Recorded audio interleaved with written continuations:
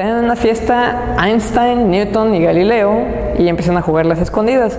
Galileo muy rápidamente encuentra dónde esconderse y Newton empieza a correr de un lado para otro y pues no en todos lados se da cuenta que se alcanza a notar que está escondido y lo mejor que se le ocurre es agarrar un pedazo de gis y dibujar un cuadrado en el suelo de 1 metro por 1 metro y se queda parado ahí en medio, ¿no? Termina de contar Einstein, voltea y dice pues son 2, 3 por Newton, que está ahí paradote nada más. Y Newton empieza a decir que no con la cabeza, como que no, te estoy viendo. A ver, ¿cómo que no eres Newton? Ah, pues es que un Newton sobre 1 metro cuadrado es un Pascal.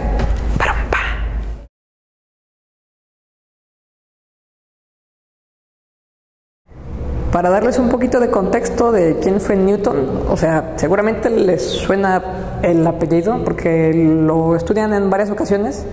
Quería darles como un pequeño compendio de varias de las aportaciones. Sería muy buena idea que se pusieran a buscarlas, más allá de lo que vieron en la escuela y que luego ya se les olvidó.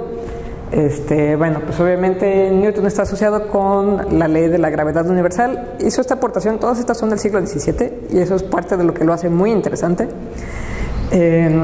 Y cuando pensamos en gravedad universal, quizás la escena que nos viene a la mente es esa de la manzanita que le cae encima, ¿no? Lo cual supongo que es un mito, pero bueno, siempre es bueno acordarse de que fue la misma persona. Tiene 3 leyes del movimiento que estudiamos en secundaria, que son muy famosas. La inercia, que hasta hay memes de que el domingo tú eres la inercia porque todo cuerpo permanece en su estado de reposo o en movimiento si no es perturbado. Está esta que utilizamos bastante en ingeniería porque es una aplicación de la física, que la fuerza es igual a la masa por la aceleración. Y luego está esta otra que también se usa en un meme, que es la ley de la acción y la reacción. Estas 3 leyes del movimiento las estudiamos desde la secundaria, insisto. Pero lo he visto mucho recientemente en un meme de te quiero con todas mis fuerzas, algo así. Y luego sale la imagen de Newton diciendo, pero la suma de todas las fuerzas es 0, ¿no? En fin, hizo una increíble aportación en lo que él llamó el cálculo infinitesimal. En las matemáticas hizo una adición al método de los fluxones que ustedes tendrán que revisarlo en realidad. La gente que sabe de matemáticas sí la entiende. Y bueno, cuando hizo esto, generalizó un método para obtener la tangente de las curvas, lo cual les debe sonar porque es algo que hacemos constantemente cuando aplicamos las derivadas y tiene que ver también con la definición tal cual de la tangente trigonométrica. Hay un método matemático, una fórmula pequeña, que es la del binomio de Newton. También está asociado con las aportaciones en óptica. Fue el que dio el concepto de que la luz blanca es la sumatoria de los 7 colores primarios y siempre se ve esta imagen clásica de un prisma que descompone la luz blanca en los colores del arco iris. Hay un video por ahí, lo voy a buscar y si YouTube me deja se los voy a poner ahí como anotación. Hay un video en el que se habla de los experimentos más ilógicos, no es el término que usa, pero más ilógicos, peligrosos de la historia, y uno de esos menciona a Newton, o era Galileo, no sé, igual se los voy a buscar. El caso es que uno de estos científicos se puso a observar el sol, ¿no? Pues claro que se dañó los ojos y tuvo que pasar luego un par de días encerrado, supongo que fue más tiempo que eso, hasta que se recuperara, ¿no? Pero bueno, Newton fue un tipo súper interesante, así como el otro día platiqué de Fourier un poquito. Bueno, revisen a Newton y traten de hacer la conexión de todas las aportaciones que hace la gente que luego escuchamos en apellidos. Y obviamente, a lo que voy con este video es la ley de Newton, que está asociada con los fenómenos de transporte. También hay una ley de Newton relacionada con la transferencia de calor, que es la ley de Newton del enfriamiento, pero esa en general la revisamos con más detalle hasta que llegamos a la clase de transferencia de calor. Llegamos entonces a la ley de la viscosidad de Newton. Viscosidad. Bueno, cuando pensamos en esa palabra, la definición quizás más sencilla que recordamos es que la viscosidad es la resistencia a fluir. A veces lo que pensamos que es la diferencia entre los sólidos y los fluidos está asociado con esta viscosidad. Algunos interpretan que en los sólidos la viscosidad infinita es lo que los hace sólidos, es decir, que tiene una resistencia infinita de fluir. Por más que yo quiera empujar la puerta, no va a fluir, ¿no? Esencialmente. La definición un poco más de fenómenos de transporte que utilizamos es que es una resistencia al movimiento relativo entre las capas adyacentes en el fluido. Regreso un poquito al dibujo que hice cuando estaba hablando de la analogía de los fenómenos de transporte. Era algo como esto. En ese modelo yo les decía que había un sólido en movimiento y eso hacía que el fluido pues fuera adoptando este movimiento. Estamos hablando de un modelo de velocidad baja.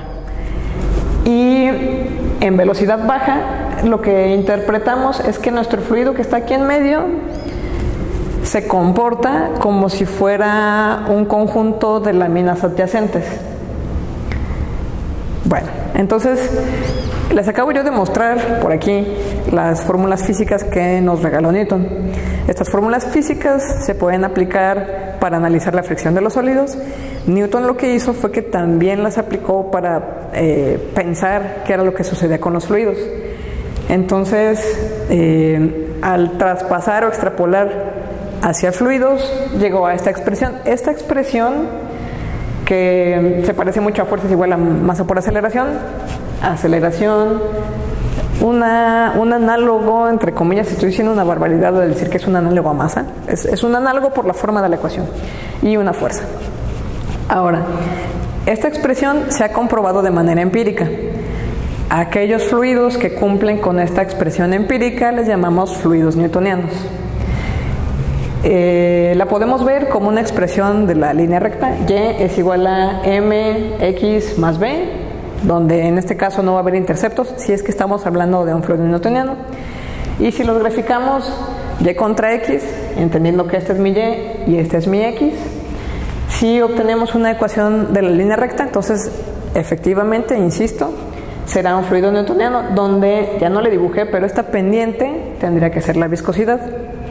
¿De qué otras formas le llamamos a los términos de esta ecuación? A veces por simplicidad a este le decimos tau, pero en realidad se llama fuerza tangencial. Son newtons sobre área y también le llamamos esfuerzo cortante. Ahora, inicié el video con un chiste en el que hablaba de newton sobre metro cuadrado es un pascal. Y eso es una referencia que aprendemos que significa presión. Cuando estamos hablando de presión, decimos que tenemos una superficie y estamos aplicando una fuerza en un sentido perpendicular sobre esa superficie. Eso es tal cual presión. Aquí de lo que estamos haciendo referencia no es una fuerza que se aplica de manera perpendicular a la superficie, sino una fuerza tangencial.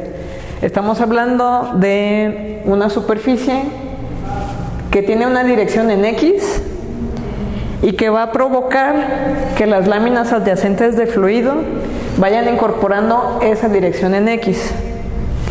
¿Cómo se transfiere ese momentum? Ese momentum se mueve con una dirección en Y. Por eso los subíndices.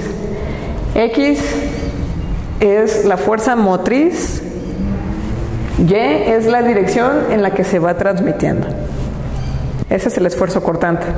Y ahí es donde radica la diferencia entre presión, que estoy hablando que es una fuerza perpendicular sobre la superficie, y una fuerza tangencial, que de alguna manera es como pensar que la fricción entre las capas adyacentes de fluido es lo que hace que el momentum se pueda estar transfiriendo. Luego tenemos el término de la viscosidad. Tenemos esta derivada de la velocidad con respecto a posición. Lo que nos está diciendo es que es proporcional a la velocidad que yo imprima e inversamente proporcional a la distancia. Perdón, se me cayó el micrófono. Directamente proporcional a la velocidad con la que yo jale la lámina, inversamente proporcional a la distancia que interpretábamos como resistencia cuando veíamos esta tabla de cómo se comportan las ecuaciones de los fenómenos de transporte. Y este signo negativo tiene que ver de nuevo con la orientación. Bueno, aquí yo estoy sumando el positivo hacia abajo en Y y el positivo en X hacia la derecha. Estos signos los voy a volver a discutir cuando pase el ejemplo numérico. Pero bueno, este signo negativo es importante y siempre lo van a ver en esta expresión. ¿Qué otra cosa les quería decir? Este término, esta derivada, muchas veces le llamamos velocidad de corte o de cizalla. A veces también le llamamos velocidad de deformación. Viendo la expresión de la gráfica de esta ecuación, tenemos dos extremos. Uno en el que tenemos el sólido ideal, en el cual, pues por más que yo esté tratando de aplicar una velocidad de corte, por más que yo quiera rozar el sólido, no lo voy a mover porque tiene una especie de resistencia infinita o viscosidad infinita. Por lo tanto, el sólido ideal no tiene ninguna reacción. Y en el lado opuesto hablamos, bueno, en este espectro están todos los fluidos. Cuando digo fluidos me refiero a líquidos y gases. En el extremo opuesto tengo el fluido ideal, donde básicamente no existe ninguna resistencia. Entonces el esfuerzo cortante o la respuesta en el sistema entre la velocidad de corte y el esfuerzo cortante, pues es infinita, ¿no? Básicamente lo volteas a ver y ya tuvo una reacción en el sistema. Por cierto que esto de la velocidad de corte, el término no es nada más de los ingenieros químicos o de la parte en la que hablamos de mecánica de fluidos. Si conocen algún arquitecto o algún ingeniero civil, pregúntenles sobre lo que llaman fallas de esfuerzo de corte. Al menos yo interpreto que está relacionado con algún tipo de grietas que se pueden ver en los muros. Entonces, aunque yo dije que los sólidos tienen resistencia infinita a fluir, pues cuando en un edificio hay grietas inclinadas, esas sí son grietas peligrosas y pues está asociado con esto, que también ese muro está resistiendo la transmisión de momentum. Bueno, insisto, pregúntenle a un ingeniero civil o a un arquitecto para que les explique esto y bueno, yo creo que les parecerá ilustrativo. Volviendo a nuestro tema, este es el primer ejemplo numérico. Estamos hablando de dos placas paralelas, están separadas 5 centímetros una de otra y en medio de ellas tenemos un aceite lubricante. La primera placa, o la placa superior, se mueve a una velocidad de 0.8 metros por segundo, se mueve en esta dirección, se me olvidó ponerle la flechita, y la placa inferior está totalmente inmóvil. La viscosidad de mi aceite lubricante es de 100 POA, y cada una de las placas paralelas, tienen un área de 0.01 metros al cuadrado. ¿Qué es lo que voy a preguntar?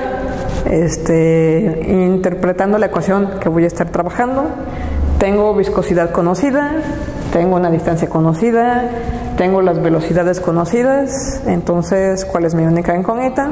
La única incógnita que tengo es tau. Para hacer un poquito más interesante el problema, vamos a preguntar cuánta fuerza se requiere para mantener constante esta velocidad en este sistema. Este es un buen momento para que le pongas pausa al video y lo trates de resolver tú solito. Lo primero que quizás se encontraron al resolver el problema es estas unidades raras, los POA. La conversión se las dejo de tarea. Esto es equivalente a decir 10 newton segundos sobre metro cuadrado. Vamos a aplicar la ley de Newton y a fin de poderla aplicar asumimos que el esfuerzo cortante es constante porque estamos hablando de un estado estacionario. ¿Por qué? Porque no di información de que no fuera el caso. Así de sencillo.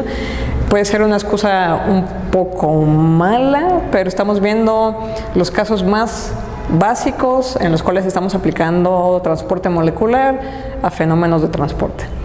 Ya tendremos oportunidad de ir haciendo esto cada vez más complejo. Bueno, igual que en el caso de la ley de Fourier, hacemos nuestra integral definida con límites en los puntos ceros o en el punto 1 y en el punto 2. Y dado que la viscosidad es constante, porque estamos asumiendo que el aceite lubricante tiene viscosidad constante, cuando son fluidos no newtonianos no hablamos de viscosidad, por cierto. Entonces, bueno, nos dieron viscosidad, asumimos que sí es un fluido newtoniano, que sí es constante y que sí se puede hacer esta integral sin mayor problema.